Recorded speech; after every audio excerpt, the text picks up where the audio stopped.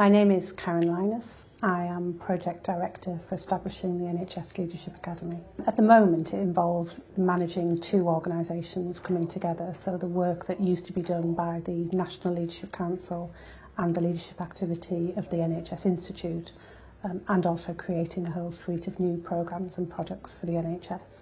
What we want the Academy to be is a national place for leaders in the NHS and in NHS funded care to come together to really develop and enhance and improve their leadership skills and behaviours. And there has never been a more important time than now to do that. So the pace on this work is fast and important.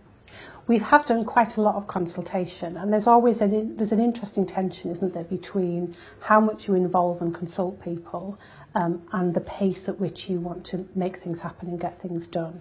And we have had some challenges around that, but we've spent probably the last 12 months consulting fairly broadly with a very wide range of professional groups and leaders in the NHS already. So we have a fair idea of what it is that is needed. What it delivers for the NHS is really excellent leadership at a time when we need it. And we'll do that in 4 ways. We will hold the intellectual property of leadership. So we will be the organisation that says what good leadership looks like and how it is best developed and enhanced right across the NHS, whatever area of the NHS you work in. That's the first thing.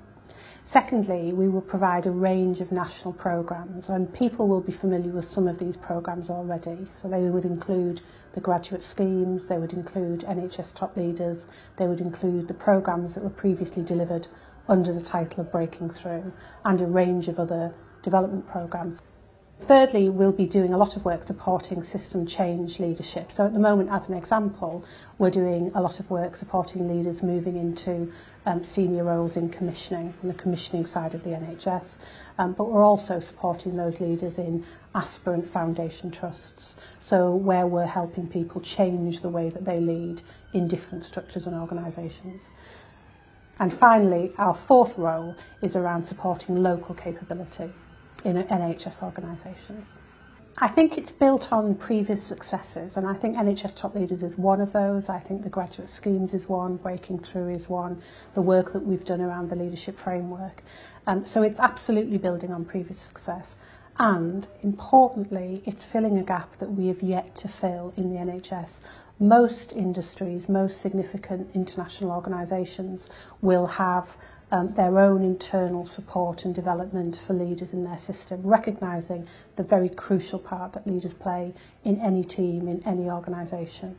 The NHS is still a national organisation, and we are deeply conscious of that, and deeply conscious that the Academy must serve the needs of leaders as they are working with patients in every corner of the NHS. So we will work really hard to make sure that the work of the Academy is as accessible as possible to as many people as possible in the NHS. We genuinely believe our projects and programmes will help people lead services that improve care, experience and outcomes to patients. So it's in our interest to make sure that they are as widely available as possible.